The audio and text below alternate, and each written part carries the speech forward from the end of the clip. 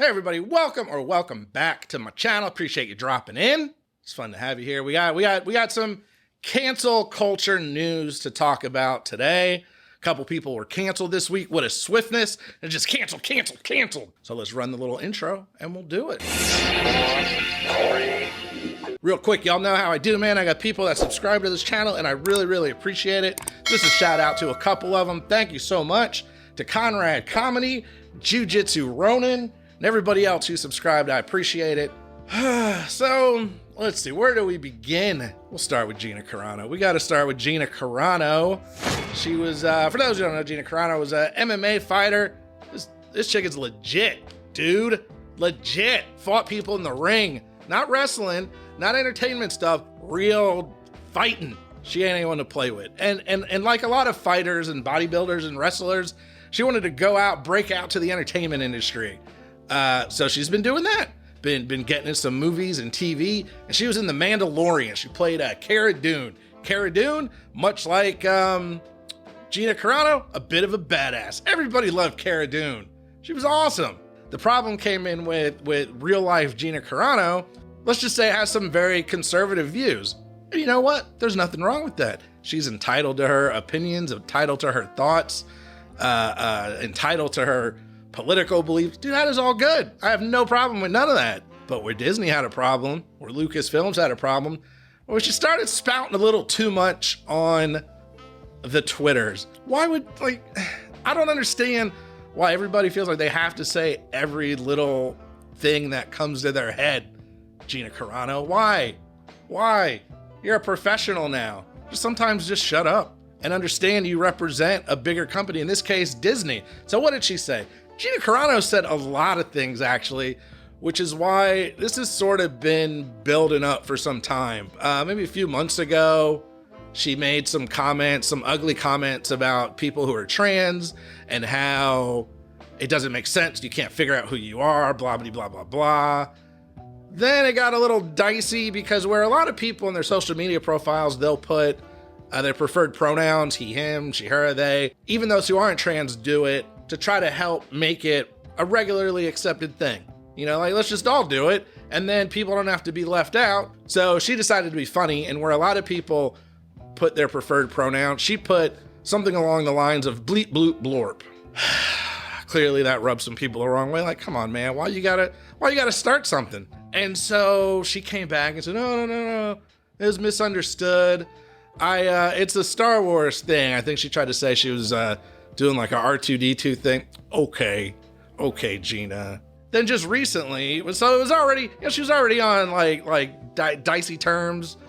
And then recently, she made a comment that being of conservative political beliefs is kind of like being a Jew during Nazi Germany. You can't say that. You can't. And it's not even funny. I'm like a Jew, and it's not funny. And clearly going to offend some people, considering the Holocaust was probably one of, if not the worst times in the history of the world. One of the hardest and most difficult and horrendous times in the history of the planet, up there with slavery, Tiananmen Square, and a bunch of other incidents that I probably don't know about. You know, political things where people are gunned down, murdered and stuff. It's up there with worldwide horribleness. I don't know if I'm making a list of the world's crappiest things, probably homelessness, hunger. It's up there, you know? A good example of that, an old company I worked for was an insurance company whose mascot was a duck. You can look it up, you can figure it out. I don't work there anymore, I don't care. The duck was voiced by Gilbert Godfried, right? Comedian, a rash comedian at that. Gilbert Godfried don't play, but all he did was made some duck noises. One day he made a joke during the Japanese tsunami, made a joke about how easy it is to find another wife because another one's gonna come washing up on the shore. Now, at the time of that joke, I giggled because damn it, it's kind of funny, but it's horrible. It is not something, it's something I would laugh at in my home with me and him, but not something I would want to put out publicly because, well, a lot of people died and it was horrible and you can't make light of that. Now, cut to that insurance company that he worked for. A lot of people didn't know. a large portion of their customer base is in Japan. Long story short, he got fired in under a day. You have a freedom to say what you want, but companies have a freedom to hire and fire you as well. So Gina Carano, I didn't care. That didn't hurt me none. I got over her real quick. What did hurt me a bit, also canceled this week, is Joss Whedon. Joss Whedon is longtime director, writer of Buffy, Angel, Firefly, Dr. Horrible's sing-along blog. He did the first Avengers movie, he did Age of Ultron. He did a lot of good stuff. A lot of stuff that I just like. But news has been coming around for a while. People have whispered that he's kind of a jerk, kind of hard to work with. Nobody likes him. It came out with Ray Fisher when they were doing Justice League, and Ray Fisher said, man, I don't like this guy. I'm not working here no more, which is a big deal because Ray Fisher's not a huge actor. So he quietly gave up a big role, just said, I don't like working with this guy. This is a toxic environment. I'm out. And that was that. And it kind of just was like, all right, bye. Ray Fisher, kind of a no-name black actor that a lot of people just, they didn't care. They let him go.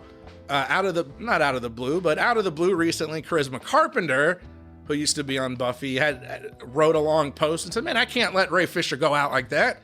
This dude is a jerk. I've worked with him. He's horrendous. He's a narcissist. He's a bully.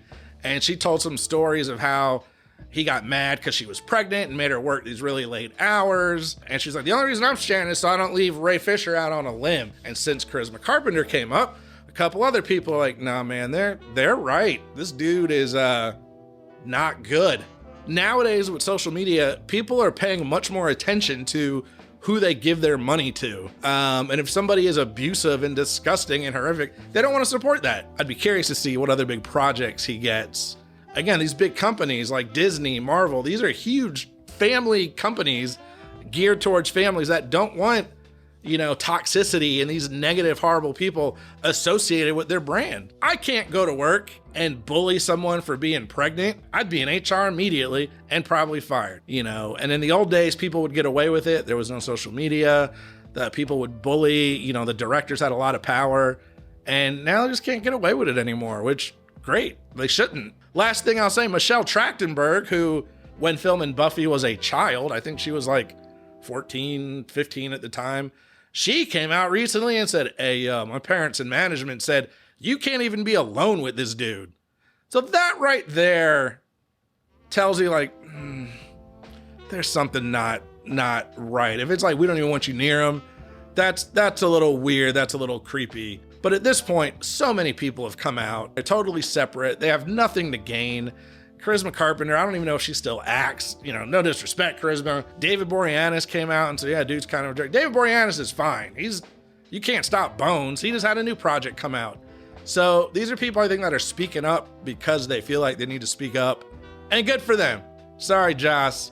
Age of Ultron sucked anyway. As always, until next time, do your best to be your best, and I will see you then.